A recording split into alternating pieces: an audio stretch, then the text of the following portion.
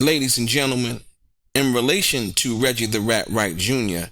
being complicit in the murder of Tupac Shakur, it does not have to be either or. Two things can be true at the same time. Ladies and gentlemen, let's get into some of this straight game. Life is like some cards. It's not what you dealt, but how you play it.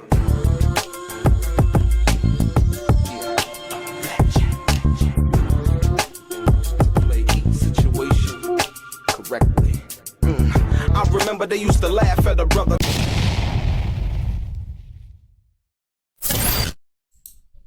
Welcome back, guys. Welcome back. It's your boy Delray Richardson, platinum artist, platinum songwriter, Straight Game TV. Thank you for tuning in. I appreciate your time. Do me a favor, click on what appears to be that little bell notification, the thumbs up button. If you have not subscribed to the channel, please do.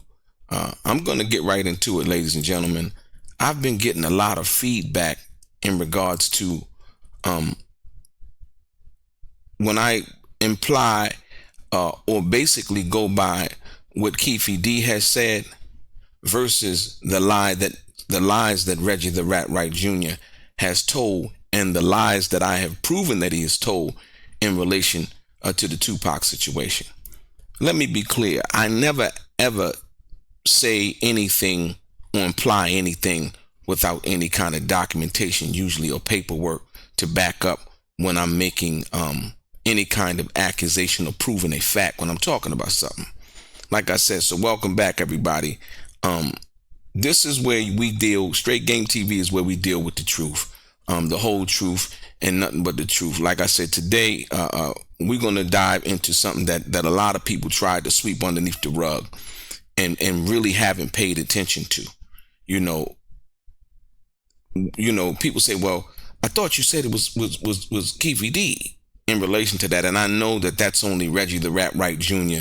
and his ghost accounts, or what the people who may have believed in him or may believe in him, or Gullible John and his ghost accounts or whatever, right?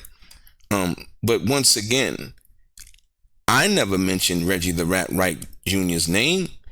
Kefi D mentioned his name. Kefi D mentioned his name in 2009 in the Las Vegas Metropolitan Police statement that will be used, ladies and gentlemen, that will be used in court during Kefi D's trial. That's one thing most people didn't know. Like I said, when I did the video in regards to Kefi D mentioning Reggie the Rat Wright Jr.'s name, saying that he was in one of the cars following the entourage when Tupac was shot, this was unbeknownst to the whole world up until that document was read, and Kefi D had said that. Once again, these are Kefi D's words, and what I find so important about that is the fact that when he said that, this was prior to him being arrested, like Kefi D being arrested, and then he said Reggie the Rat Wright Jr.'s name, or implied about Reggie the Rat Wright Jr. being the mastermind in the Tupac Shakur murder. After him being arrested, sounded kind of, suspicious, if you will, as if he was passing the buck. But then when I did a little bit more research, and I was like, wow, here's a guy, once again, a Reggie the Rat Wright Jr., who was supposed to be protecting Tupac, but didn't. We know that.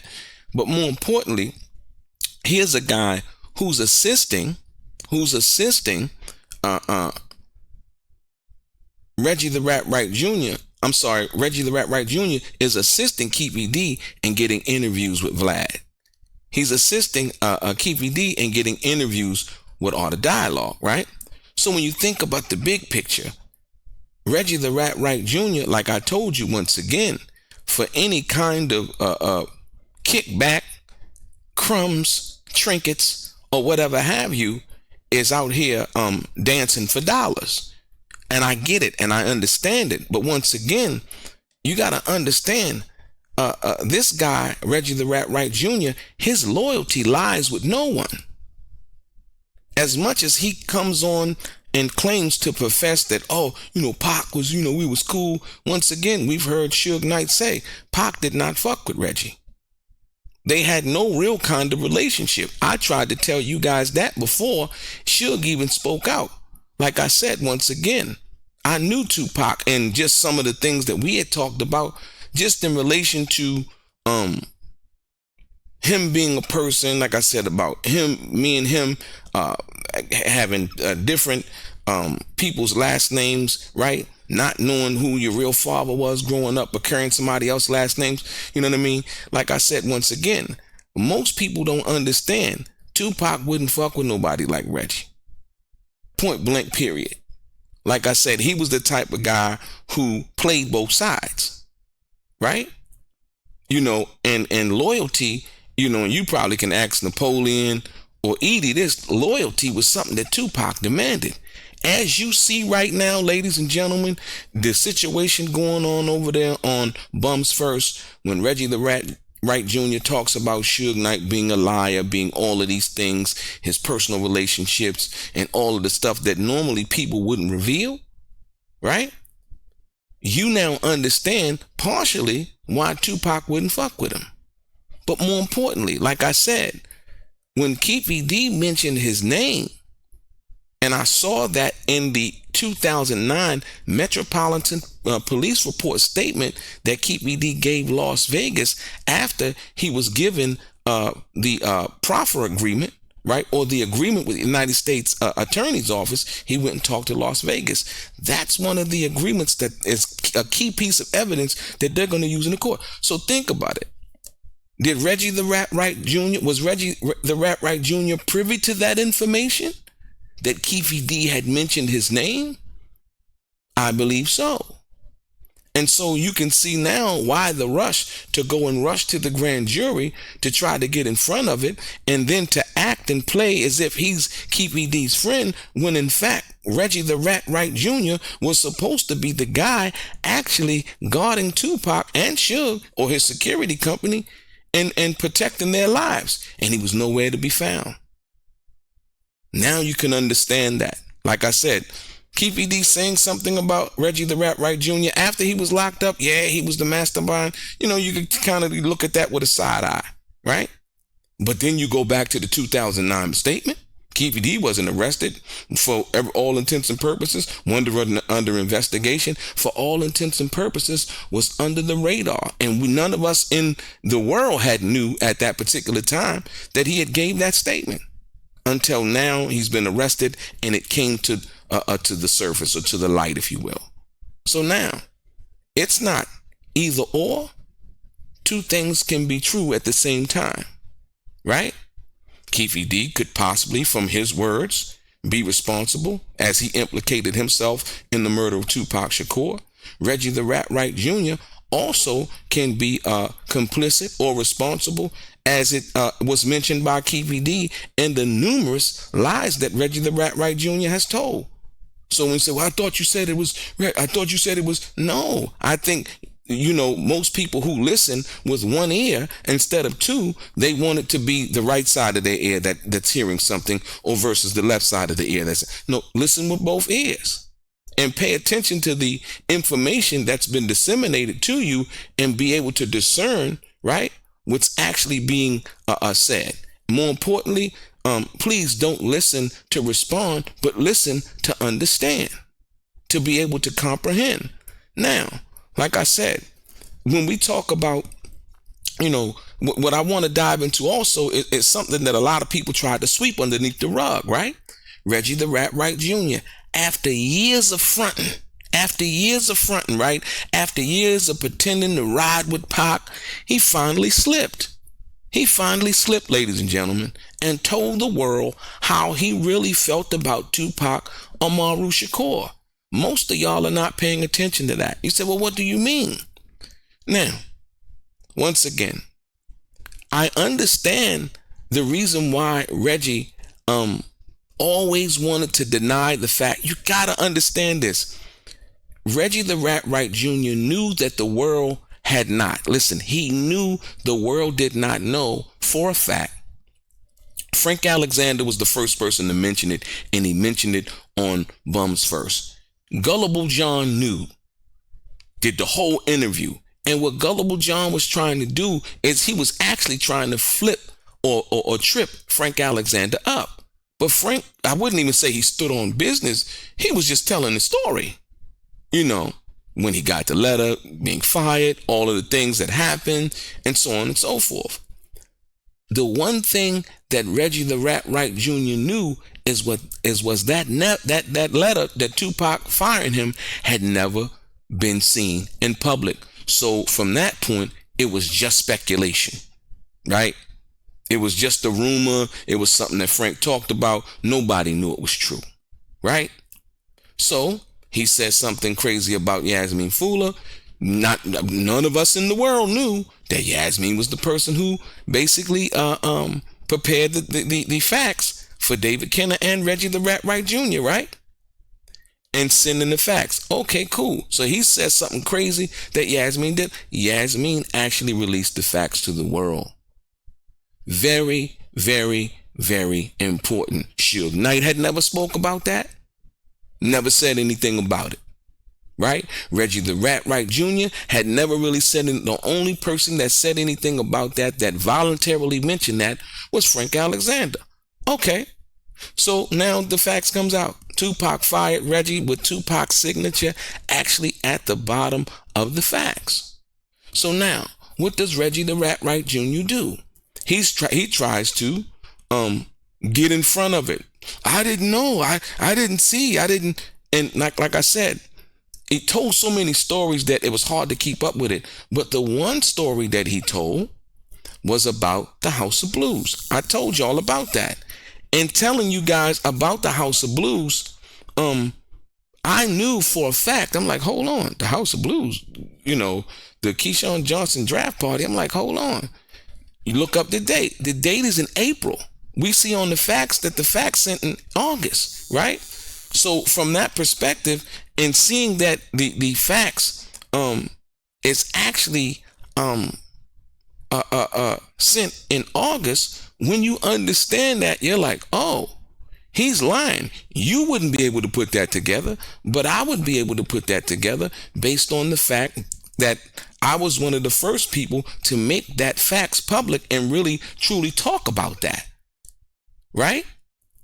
And like I said once before, when you think about the big picture, it's like, okay, so he talks about this, and he talks about Tupac firing him, but he's saying that it happened in April. I'm like, what? What the hell is he talking about? Right? You understand April versus August. Now he's admitted it, and I start putting out videos. What does Reggie the Rat Wright Jr. and Gullible John try to do? They try to copyright claim my videos, when my videos clearly fell under the 107 doctrine of the Copyright Act, right? Which is basically fair use, right?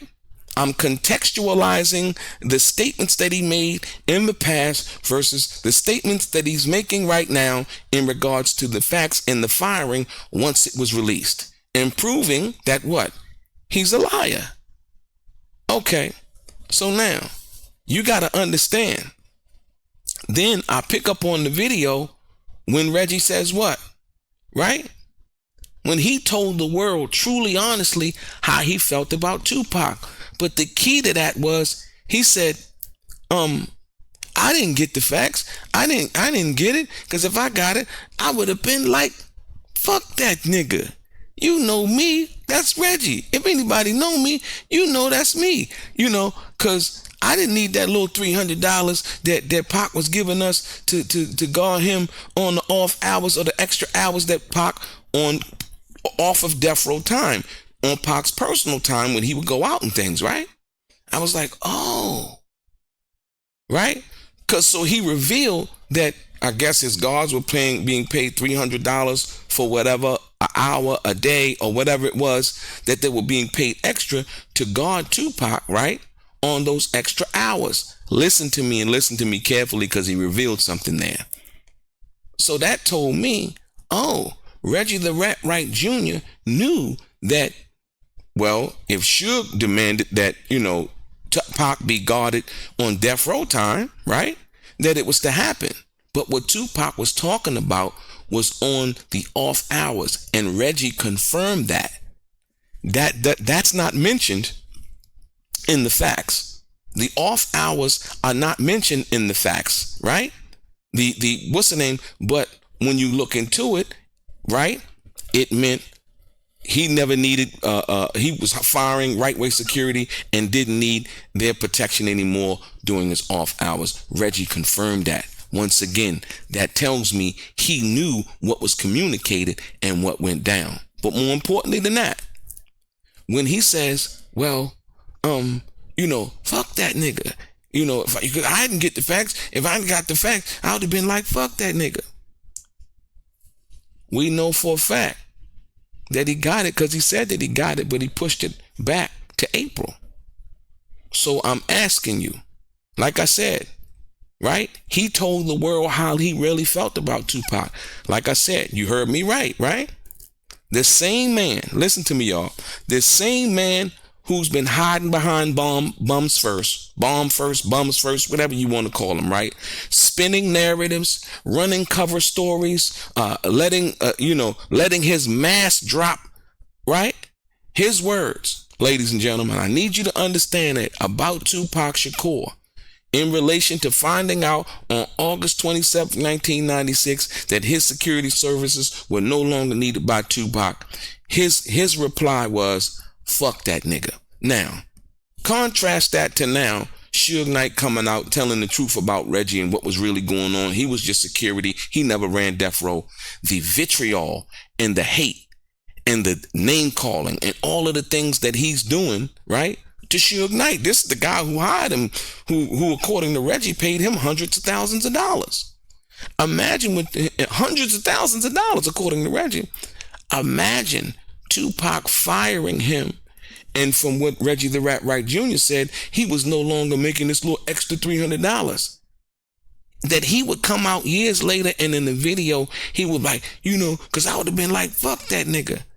But he knew about it. So for $300 a day, an hour, for the extra off time or off hours that, his security guards were guarding Tupac, he was that hot and heated about $301 bills for whatever time. Right? You have to understand that. But more importantly, Reggie knew about being fired. And when he said that fuck that nigga shit, he knew exactly that was his feelings in Las Vegas, right? He let his mask drop. He let his true feelings be revealed about how he felt about Tupac Shakur. Fuck that nigga. Fuck that nigga. What'd he say? I hope he gets arrested and goes back to jail. Right? And let's not forget. Right? I hope he gets arrested and goes back to jail. Right? And I don't need that little extra $300 to guard him. Let his homeboys guard him. He was hot about that. He was hot. Right? Now let's break it all the way down, ladies and gentlemen. We got to break this all the way down. Listen. For years, Reggie sold the public this idea that he was loyal to death row. Right? Oh, he was loyal. He still tries to get people to believe that he was loyal to death row. Right? Loyal to Pac, loyal to the brand. But let's call it for what it is. Reggie wasn't loyal to Pac. He was loyal to the paycheck. Point blank, period. And even then, he downplayed the work. Imagine being the head of security and admitting you didn't even care about protecting the biggest artists in the world. That ain't loyalty. That's betrayal. It's betrayal. Point blank, period. There's no other way to look at it, ladies and gentlemen. So like I said, when I'm saying what I'm saying, I'm not telling you this from a novice standpoint. I'm telling you this from a well-researched standpoint, right? And so most people ask, well, better yet, why do words matter? Why do the words matter? Now, some folks might say, right, Delray, why harp on what Reggie said? You know what I mean? It's old, Nah, folks. Words actually reveal a person's intent. That's the reason why. Words actually reveal the person's intent. Basically, and you know as well as I know, the Bible says, out of an abundance of the heart, the mouth speaks. Right? You heard what I said?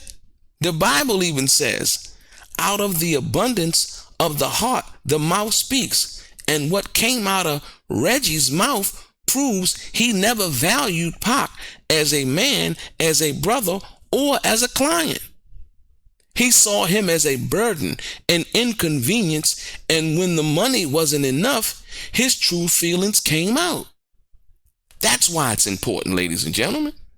That's why this is so important, right? Let's look at the bigger picture now, right? Setting Pac up to fail. Setting him up to fail. Let's put this in a legal and cultural context, right? If your head of security says, I don't care about guarding him, let his homeboys do it, what happens when shots ring out?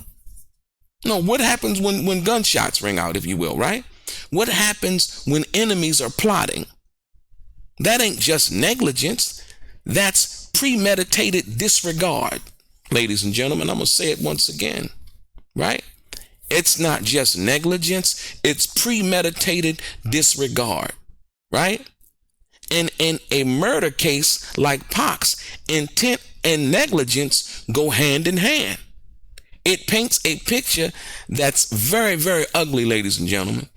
And it points to how the so-called security system around Pac was designed to fail him.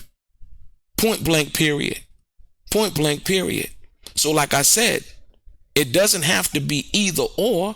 Two things can be true at the same time, right?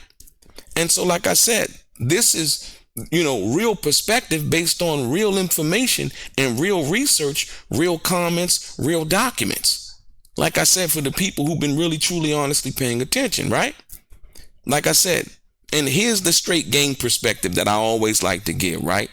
Real men protect, right? Listen, I want you to understand. Real men, right? Protect those who trust them, right? Real men protect those who trust them, especially when it's their job. Not because you hanging out, you with the homies and it's this, that, and the other, right? Reggie the Rat Wright Jr. never did that. He cashed the check, he ran the game, and when pressed, admitted how he really felt. He didn't give a damn about Tupac Shakur. He was jealous. He had petty ass feelings. He was vindictive, as he's admitted before, right? This is not speculation, ladies and gentlemen. These are his own words. These are his own words. And for nobody, right? Or should I say for anybody, right? Watching Bomb First or following his spins, his stories, remember this: the mask always falls off. Reggie the Rat Wright Jr. just showed you who he really was, and he's showing you now who he really is and has been all along, ladies and gentlemen. All along. You hear what he's saying about Suge, right? You hear what he said about everybody else. You hear what he said about Pac. You hear what he said about Jamie Foxx. You hear what he said about Diddy. You hear what he said about Shaq. These are people he don't even know, right? You have to understand that. So the next time somebody tells you Reggie was a loyal soldier or suggests that, remind them of his own words. Fuck that nigga. I didn't need that extra $300. That's what Reggie said out of his mouth, ladies and gentlemen. I played you the video. That's not loyalty. That's contempt. He felt contempt for Tupac, ladies and gentlemen, right? And it's proof that everything that we've been saying, that I've been saying, right, about his role, his lies, his motive, or his motives, it all lines up. Point blank, period. It all lines up.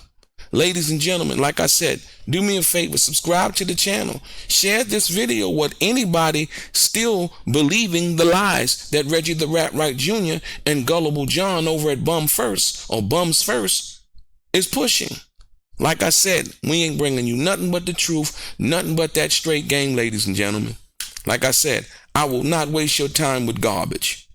Like I said, more importantly, thank you for tuning in. Comment and tell me what you think about this, ladies and gentlemen. Two things can be true at the same time. It does not have to be either or. Your boy Delray, straight game. Life is like those cards. It's not what you dealt, but how you play it.